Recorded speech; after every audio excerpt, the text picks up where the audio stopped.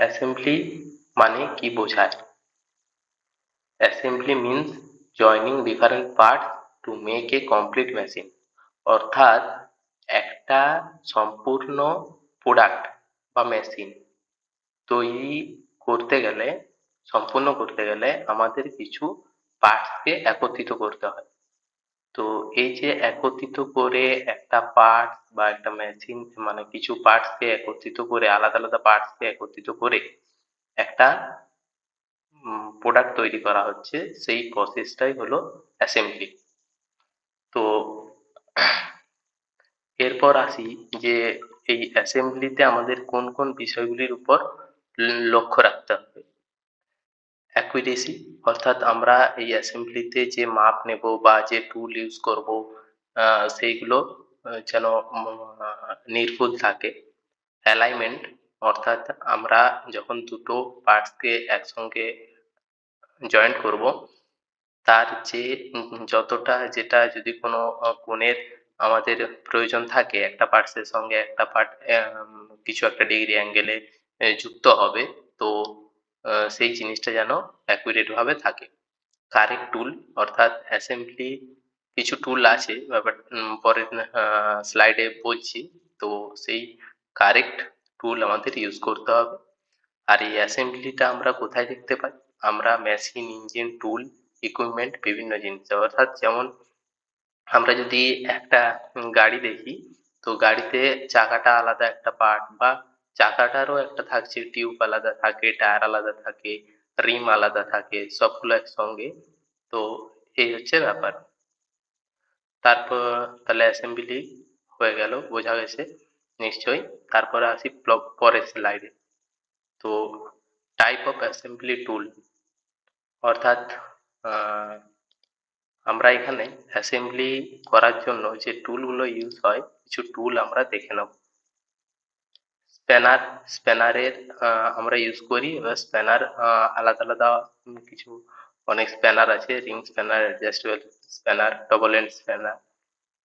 Hammer, hammering এর কাজে লাগে, এও আলাদা আলাদা ভাগ আছে। স্ক্রুড্রাইভার সেম, এরও আলাদা আলাদা ভাগ আছে। স্ক্রুড্রাইভারের বা সাইজ আলাদা আলাদা হয়। পাঞ্চ, পাঞ্চও আমরা পড়েছি। Punch, pick punch, center punch, dot punch, আলাদা আলাদা পাঞ্চ হয়, সেগুলো আলাদা আলাদা কাজে লাগে। ফাইল মেইনলি আমাদের সারফেস ফিনিশে ইউজ করা হয়, মোট মানে ওই জবের বা ওই পার্টটার উপরিতলটা মসৃণ করার জন্য। মেজারিং ইনস্ট্রুমেন্ট লাগে, যেমন আমরা স্টিচ রুল ইউজ করি। তারপর অ্যাঙ্গেল মাপার জন্য আমরা যেমন বিভেল প্রোটেক্টর ইউজ করি, বা আমরা ছোট মাপ নেওয়ার জন্য আমরা ভার্নিয়ার ক্যালিপার, মাইক্রোমিটার ইত্যাদি। তাহলে type of assembly tool, assembly যেসব টুলগুলো ইউজ হয় সেগুলো বোঝা গেল। তারপর আমরা আসছি নেক্সট স্লাইডে। এরপর আছে লিমিট। লিমিট কি? তো আমরা যদি দুটো আলাদা আলাদা মানে দুটো একই সাইজে যদি আমরা কোনো জব তৈরি করি, আমাদের একটা চান্স থাকে কি এগুলো 100% অ্যাকুরেট হয় না, মানে এটার সঙ্গে এটা 100% মিলে না। তাহলে এটা ভুল বা এটা ভুল, বা এটা ঠিক এটা ঠিক, এই জিনিসটা তো আমরা বলতে পারি না। তাহলে আমাদের আহ, একটা আমাদের একটা ছাড় দেওয়া হয় এক কথায়, যে যদি একটা এই মাপ থেকে এই মাপের মধ্যে থাকে, তবে এটা অ্যাকসেপ্টেবল হবে। একটা উদাহরণ দিয়ে বলি, যেমন আমাদের এটা একটা হোল, এটা একটা হোল, এটা একটা শ্যাফট। তো আমরা যে এই হোলটা যে দেখছি, এই হোলটার সাইজ কতটা আছে, এইখান থেকে এর এতটা সাইজ আছে। তো এখান থেকে এতটা সাইজ আছে, ধরছি এটা 5 mm আছে। তো আমাদের এই হোলটা যখন আমাদের বানাতে বলবে, আমাদের প্রত্যেকটা 100% 5 mm হওয়ার চান্স নেই অতটা। তো এটা কিছুটা কম বা কিছুটা বেশি হয়, সেই কিছুটা যে ছাড় দেওয়া হয়, সেই জন্য হয়তো লেখা আছে 5 ± 0.5, অর্থাৎ কি আমাদের এই হোলের যে ডায়ামিটারটা সেটা 5 হলেও মানে 0.5, অর্থাৎ এখান থেকে এই যে বড়টা আছে এটা আমাদের 5.05 যদি হয়, তাও এটা এর উপরে যদি হয়, এর থেকে যদি বেশি হয় তখন এটা আমাদের অ্যাকসেপ্টেবল হবে না। আর যদি কম অর্থাৎ 0.5 কম অর্থাৎ 4 পয়েন্ট সরি এটা 5.5 হবে, 5.5 হবে এটা, কারণ আমরা এটাকে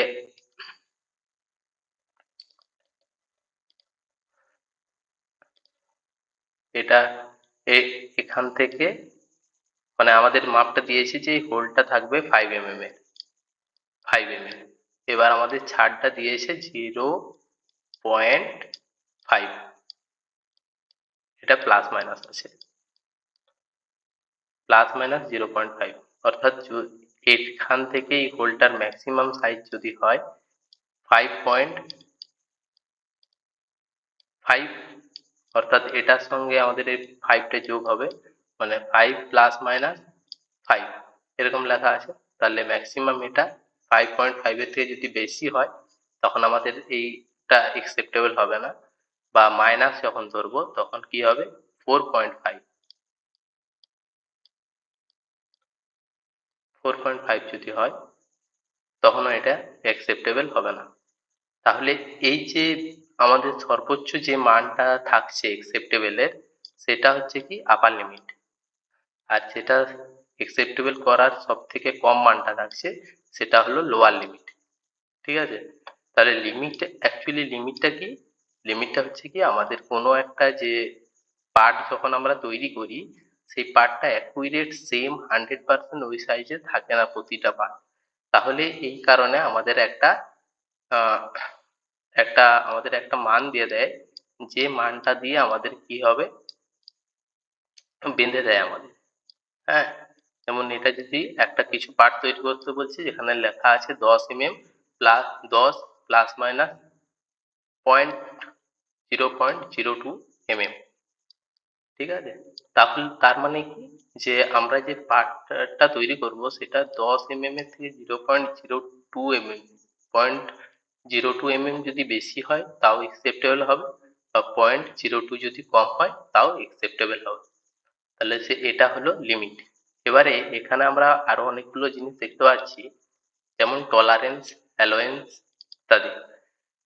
তো টলারেন্স ব্যাপারটা কি, টলারেন্স অর্থাৎ আমাদের এই আপার লিমিট আর লোয়ার লিমিটের মধ্যে যে পার্থক্যটা, এই লোয়ার লিমিট এখান থেকে এতটা লোয়ার লিমিট, এখান থেকে এতটা আপার লিমিট, তো এর মাঝে যে পার্থক্যটা সেটা হলো টলারেন্স, অর্থাৎ কি এই এই সাইজের মধ্যে মানে এখান থেকে এতটা হলো, এখান থেকে হয়তো এটার থেকে একটু বেশি হলো, এখান থেকে একটু ছোট হবে,